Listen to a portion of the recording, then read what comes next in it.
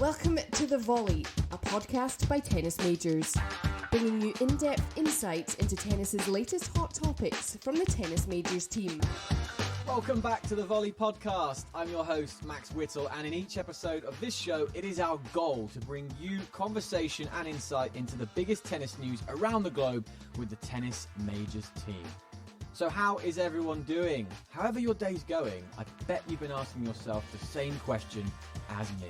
Is there a difference between hard courts at the major tennis tournaments around the world? And if so, then what are the challenges players face as they move from competition to competition? To help us answer those questions and more, sports journalist and broadcaster Simon Cambers is back with us. Simon, welcome back. Have you ever been on a podcast to talk about hard courts before?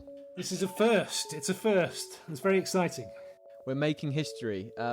You've written an article about it on Tennis Majors very recently, which began with a quote from Jim Courier, who described the 2021 US Open courts as icy. I haven't heard that one before. What did he mean by that? I don't know if Jim Courier's been on a lot of the commentary, and I've heard a few good phrases from him over the last week or so that I'm planning to incorporate into my own tennis vernacular over the next year or so. One of which is, I don't know if you heard him say, instead of chip and charge, it's crush and rush. Icy. I mean, he's talking about how fast the courts have been, in his opinion, at the US Open this year. And certainly from a broadcast point of view, all the broadcasters have been talking about it, and were talking about it even before the tournament began. The premise of the piece was, is that correct? Because this is often talked about before a slam. It happens in Australia and the US almost every year. And, we ask the officials for detailed answers about, what's really going on. And often, as in this case, they say nothing's changed from last year. So either it's our eyes deceiving us, or they're not telling us the truth, or they don't really know because it's just playing a little bit quicker for whatever reason. And what happens if they aren't telling the truth? I guess we'll never know. Well, you might find out at a later date, and then it looks a bit stupid on their part. They say that the US Open officials this year say that they're no faster than the last 2 years, but they're a bit faster than 2018. Now, we'll come on to the US Open surface a little bit later, I'm sure. Let's come on to that later, because it's better to start with Australia in terms of how it all works. But the US Open surface was most recently changed in 2020, so you would sort of feel like maybe if it was faster, maybe it should have been faster last year. But as we'll also discuss, players are notoriously bad judges of what's fast and what's not. Australia is pretty fast as a surface, especially I remember playing first Australian Opens. You play on the outside courts, almost feels 2 times faster than grass courts in Wimbledon. But then you play on Rod Laver Arena, and you actually have a lot of rallies. It's tough to get the ball past your opponent and stuff like this. So I practiced on the practice courts, and they're super fast. It's like many times you take the ball late. Center is a bit slower conditions, not the surface itself, but it's pretty fast. Yeah, the serve goes fast. It slides in the court. I like it. I like that, we have different hard courts on tour, because some tournaments it's really slow. Some tournaments as here is quite fast, and I think it's good for everybody, I would say. Well, let's compare the two then. So you've got Australia and the US Open, and talking of players who speak about courts and whether this is fact or fiction, Daniel Medvedev told you that Australia feels twice as quick as the surfaces at Wimbledon. Now, is that the case? Why is that the case? And what questions have you asked about it? Yeah, I mean, we've asked the question every year to Craig Tiley, the tournament director at the Australian Open, and he always says that nothing's changed. Sometimes the courts get laid at slightly different times, like a few days later than they were the year before, so they might be a bit faster at first, or slower at first and then get faster as the tournament goes on. What tends to happen with hard courts, they lay these courts every year again, in Australia certainly, or they paint the top surface again. And depending when that happens, when the surface is painted, the top layer of it, of a hard court, it's often a little bit slower. Once it gets played on and worn, and sort of some of that surface gets almost trodden in, then it becomes faster. So that's why you'll often see a tournament surface getting faster as the tournament goes on. In the US Open's case, just to deviate back to the US Open. And actually, let's talk about Australia first, because Australia is the same as the US Open in that the players often think and discuss the fact that the outside courts feel faster than the show courts. And I think a lot of that has to do with just how much tennis they get played on. The outside courts get used for practice a lot. They get qualifying on there as well. And so they've been played a lot more. And that top surface has tended to be rubbed off a little bit more. So that's why I think that the outside courts are often considered faster than the main ones, Rod Laver Arena, etc. in Australia. What have players been saying about the surface at the US Open this year? They've been mostly saying that it does feel fast. Again, they've said that the outside courts are quicker. Court 17 is one that's been played on a lot. They said that's very fast. The practice courts themselves, which are right outside the media centre at the US Open, they're very quick. Medvedev said they were like lightning. Sometimes you feel like you're hitting the ball late all the time. But then you get on Ash and Louis Armstrong Stadium, and they haven't been played on quite as much, and maybe they're not as fast. And also you have other things that contribute to what players feel like are fast conditions, because in Ash and Armstrong, you get a bit of a swirling wind. So there's sometimes a confusion, at least in terms of what they say and what we gather from what they say, because they're factoring in conditions as opposed to just purely the court surface. This is a really stupid question, but I love stupid questions. Does the colour of the court have anything to do with the speed of the ball? Not that I know of. I'd like to say so. It'd be good, wouldn't it, if you had a sort of colour coding system? I don't think so. I think that's just for branding. I mean, famously, Australia changed their surface. When Australia went to hard courts in 1988, when they moved from Kooyong, which was where they were held for about 60 years on grass, they kept the green colour of the hard courts because it was like grass. But they changed it to blue much later for branding reasons. I think in 2008 when they put Rebound Ace, or when they changed the surface again. So yeah, no, I don't think there's any difference in the colour. What there can be a difference in is the thickness of the top level. And you know, if you're going to get all technical, the top layer of a hard court is generally laid on top of concrete or asphalt, a surface. So then there are a few layers in between. There's like a porous level. Some of them have really weird things like something called a vapor barrier, which I've no idea what that is.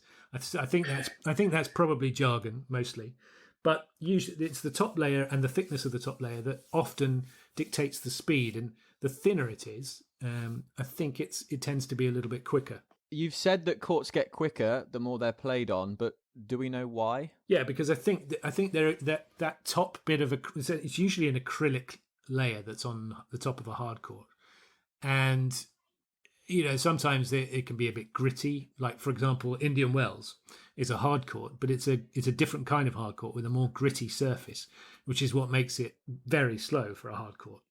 But again, players don't realise that. I heard.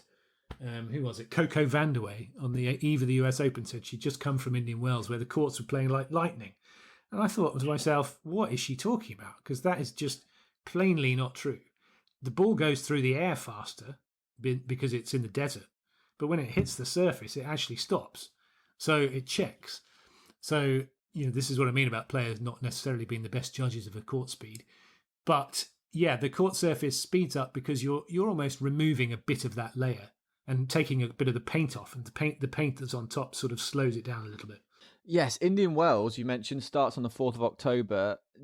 Is that fascinating because of the court? You mentioned there the air and everything else. Why is that tournament particularly an interesting one to look out for on this topic? Well, it's an interesting tournament this year, obviously, because it's been moved from March because of COVID. It's great that it's happening. It'll be interesting to see what the temperatures are like. I think, from what I'm told, it's going to be about the same. As it usually is, which is usually very, very pleasant conditions, about 90 degrees at most, but very dry heat, not humid, very nice for players. But what happens is the ball off the racket goes fast, but then you expect it, if you haven't played there before, you expect the ball to speed through and shoot through, and it doesn't. So slice doesn't really work that well on it. Topspin does. The ball bounces up a lot higher because it's slightly slower. The ball checks as it hits. And so you'll see a lot more of the people who like a little bit more time on the ball or who like to hit more spin doing well there. You pointed out that there was 43 tie breaks on the men's side in the first round at the US Open. What does that tell us? And does it mean that the organisers have done their job, so to speak? Well, it depends what their job is. I mean, it depends what you consider their job is. If their job is to try and make Americans do better, then they haven't done that well because the Americans have not got anyone through to the quarterfinals on men's or women's, which is a shock, a massive shock. Not necessarily on the men's side, but in overall, because usually you've got a Williams at least in the back end of a tournament and many more.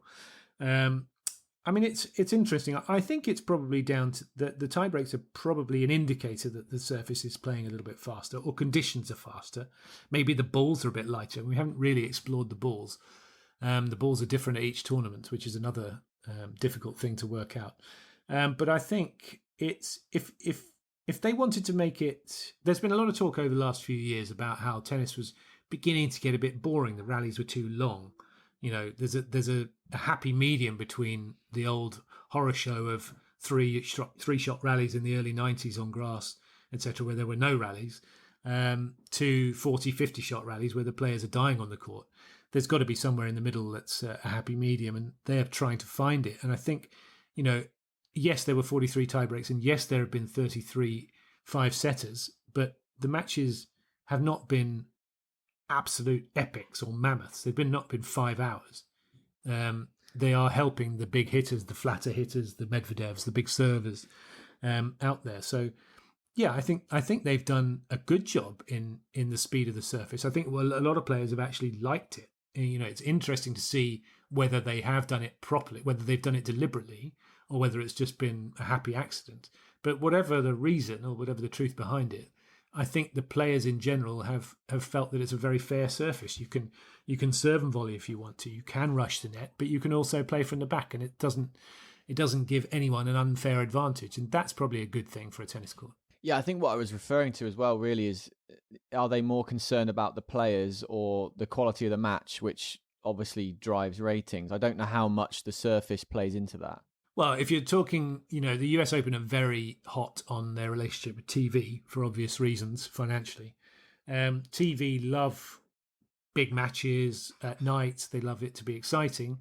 But for it to be exciting, they don't want it to go on forever. US TV are not interested necessarily in a 6-hour match, you know, like we almost had in Australia with Djokovic and Murray a few years ago, with Djokovic and Nadal.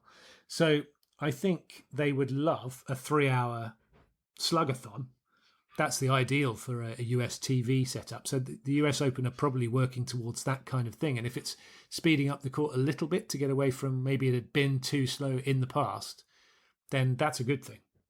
And players have also been commenting, Simon, on the difference in speed of practice courts and those outside as opposed to the main courts, which typically have coverings at times. Let's be clear then, outdoor hard is a lot faster. Yes, I think the outside courts are faster than the indoor courts, although again, but they're all pretty quick. There's very little difference between them, but they're probably the outside courts, certainly in the first week when there's a bigger discrepancy between how much tennis has been played on them, they would be faster. The difference between the two speeds would probably come down as the tournament goes on. And the ideal, certainly talking to Craig Tiley in the past in Australia, is for, by the time you get to about semi-finals, for all the courts to be playing the same. Well, I should let people know that for more on this topic, you can head to the Eye of the Coach, where our own Patrick Mouratoglou explains why Rafa Nadal is great on outdoor hard, but not so in indoor. According to Patrick, it really isn't the same surface at all. The surface is named hard courts in both cases, but it's not the same surface at all. Hard courts outdoors are in synthetic resin, which means that it's kind of concrete with this on top of it, but all this is together. Now, when you play indoors, it's completely different because wherever you play, it's not hard courts that stay there all year long. It's usually a place where you do concerts, maybe some other sports, and tennis. I'm sure Nadal would love to speak to Patrick about that. The ball doesn't get up as much indoors. It doesn't, you know, it's laid on different bases. And I remember growing up playing on a court indoors that was laid on wood. So it was a normal court, but laid on top of wood. It was like lightning. It's fantastic. But, Nadal would not like that. He would want a slow court laid on a thicker surface that the ball would bounce up higher. But he doesn't get that indoors very often. Well, Medvedev says it's better for all when fast. That's what you wrote. And what is the limit to that, though? When does it become a problem, do you think? Well, I think, as I alluded to, in the early 90s at Wimbledon, you had a period where there were pretty much no rallies. We're talking when Sampras was dominating, 93 onwards, very few rallies going on, apart from like when the geniuses of the game arrived, when Agassi was playing, etc. And those great returners. But it really was the sort of average match was not very exciting. And that is why Wimbledon changed their grass courts at a very bad time for Britain's best player, Tim Henman, when they made them slower in 2002, when Henman had got to the semi-finals 4 times in the previous 5 years. And it made his life a lot more difficult. But that was... These tournaments don't like criticism. So when there is criticism from whatever side, they tend to react. And I think the US Open have decided that a little bit of a faster court is more attractive. And as I said, I think it depends. It has a lot to do with TV, because I guess that TV would love a 3-hour window. If they could put a match in that would be ideal for them. They don't want it to drag on too much longer. And it's very difficult if you have a 5-hour match to plan for anything. But I would say about the US Open surface, just to tell you, is that the surface has actually changed in recent years, just to go back to that. It started when they moved to Flushing Meadows in 1978 from Forest Hills, which had been grass and then clay and then grass. It was Pro Deco turf, which was sort of the run-of-the-mill hard court for many, many years. And they kept that for 2019. That was considered to be medium fast. In 2020, they gave the job over to a company called Laycold Hard Courts, which uses something called advanced polymer technology. Don't ask me what that does. But that's been used for the last couple of years. And those courts were used in Miami as well, and at the New York Open before it disappeared off the calendar. The idea of those is that they're more consistent in terms of bounce and speed, and more sustainable. And sustainability is becoming something that the tours are starting to get keen on. So that's why they made the change. And Australia, they started with Rebound Ace, which was the surface they had all the way until 2008. But that was quite controversial because I know Leighton Hewitt, who was Australia's best player for that whole period, he could never win the Australian Open. He got to the final once, but he found it hard because he thought the court surface was uneven. At times, when it was hot, the players criticised it because it felt like you got your feet stuck in it. There were a lot of ankle injuries for a while. They changed it in 2008 to something called PlexiCushion, and they've changed it again from 2020 to using a Spanish company called Greenset. And I talked earlier about that top layer of the court, the thickness of it being important. They've reduced that from 15 millimetres to 4 millimetres. The idea being that doesn't retain as much heat, and therefore the court plays a little bit more comfortably. That's the theory. Do you have all of these court surface names on sticky notes around your office? I've got that in my head now. Only right now, right this second. That's good to know, though. I mean, honestly, it's fascinating, and this did cross my mind earlier. I know courts aren't human beings, but I guess the people that are designing them, are they trying to keep up with the players' athletic ability, which is always increasing, and the technology, of course, that they're using in the meantime? Yeah, I guess so. In a sort of indirect way, they want to make sure no court manufacturer wants to be accused of causing a lot of injuries. So when we talk about tennis being so much more physical these days than it ever has been before, and the players are pushing their bodies beyond where they've been, then the court needs to respond to that. So the court needs to be even. There can't be any kind of dead bounces or dead areas. So yeah, the more consistent it is, the better, more sustainable. What are the dangers of tinkering with the surface on hard court? I think just in not getting it right. It's if you get it wrong, you're going to be slammed in all quarters. It's a very expensive business these days, a very financially important business, and with I think with climate change too, it'll be interesting to see what happens with hard courts. We've seen obviously the weather is really changing around the world, and who knows whether the grass will have to change, for example, in Britain as temperatures go up, or elsewhere, the hard courts have to react and adapt to increasing temperatures or more bitter frosts in the winter. It'll be very interesting to see how they get on with that. Is this generally a player's favourite surface? I think it generally is, because it's the most consistent surface. Players like to be able to trust in the bounce. You play on a hard court, if you get a bad bounce, you're really annoyed because you just don't expect it. That's the one thing. You can trust it, so you can go for all your shots. You can play in a much more aggressive way without worrying about what's going to happen to the ball. So I think most players, it's a surface that they can at least play their normal way. Now, obviously, some players will be even better on clay than on hard courts, the ones who grow up on it. And I would say that clay is the best surface for learning on if you're a youngster, because you have to really be able to construct rallies for a long time and wait for the right opportunities. You don't get much help from the court in that sense. And grass, it's a very different thing, but a very fun way of playing tennis, and a unique surface to learn on, and then all the traits that you have to be good at. And finally, perhaps our audience can answer this as well on social media and tennismajors.com. What is your favourite hard court tournament? My favourite hard court tournament? Well, I mean, it's probably... Well, that's hard to say, because the slams sort of have their own life to them. I like them all in their own way. So I would put them on a par with each other, Australia and US, in terms of the enjoyment. Although I love going to Australia at the start of the year in a British winter. That is awesome. But Indian Wells is a fantastic place to go, not really because of the surface, just because of the conditions. It's an incredible place to be in. Most of the tournaments around the world, tennis is very lucky. We follow the sun for the most part. So you do have good weather, lovely places to go.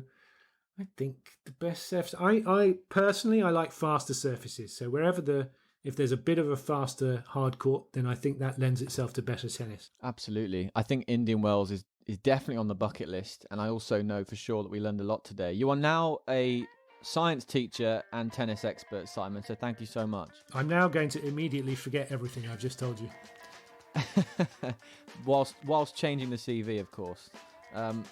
Thank you for your time once again. So you've been listening to Simon Cambers on the Volley Podcast. Make sure you check out his work over at tennismajors.com and keep us on your podcast minds. We are available on Spotify and all main media platforms. We'll chat to you soon.